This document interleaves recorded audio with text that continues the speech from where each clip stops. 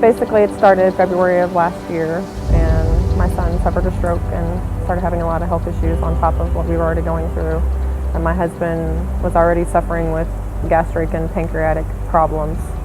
In October of last year, he was hospitalized, and they found out that he had pancreatic cancer and liver cancer. They said that surgery wasn't an option at that point, and he was sent home on hospice. And he was on hospice. They done great taking care of him, but he continued to deteriorate pretty quickly while my son, his health at the same time. And April 13th of this year, he passed away from cancer. It had spread to his liver, to his entire gastric tract, to his brain. It was getting very difficult. It was already getting difficult after my son suffered the stroke. It just became more difficult to afford everything because I was working odd jobs here and there because I couldn't be gone the whole time because they both needed me to care for them. It was going to bed a lot with your stomach hurting and knowing that your tiny bit of food that you took in wasn't enough to really keep you healthy, because I have my own health issues, but it was enough to make sure that my son ate. And as a mom, that's the most important thing to me, knowing that at least he did not go to bed hungry, and that my husband had the drinks that he was able to drink because he had to drink nutritional drinks. And I wanted to make sure that they were both taken care of, so I did what I had to do. And I did that up until I found the kitchen table, and it was getting pretty bad. It was a shell shock to me to being homeless and selling all the things that I've had for years and years, and having no home and having a sick child and a husband that passed away from cancer, and going, okay, now what do I do?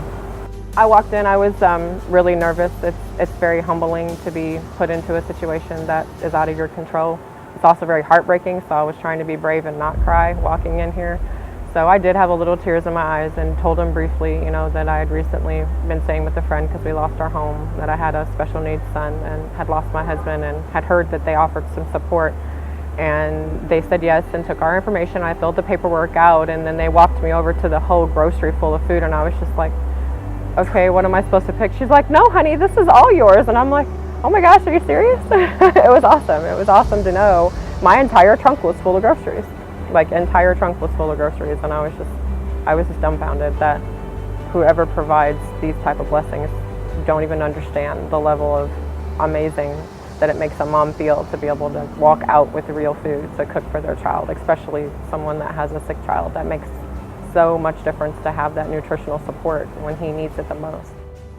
He recently didn't have shoes until Emily called me one day and said that there was a box here that the Spurs organization donated to the food bank frequently, and there were shorts in there that Gabriel could fit, and shoes, and he didn't have shoes. The shoes were 2 sizes too small that he was wearing because I couldn't afford to get any. And these are the shoes, and he absolutely loves them and tells everybody where they came from. He's very happy about that.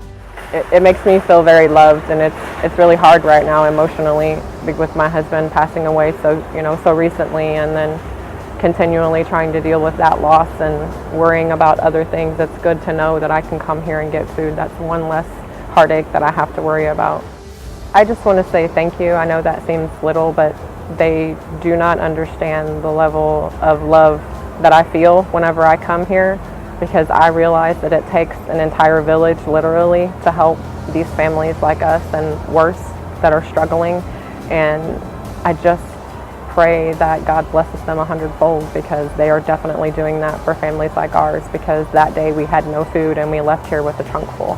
My son had no shoes, and now he has shoes that fit.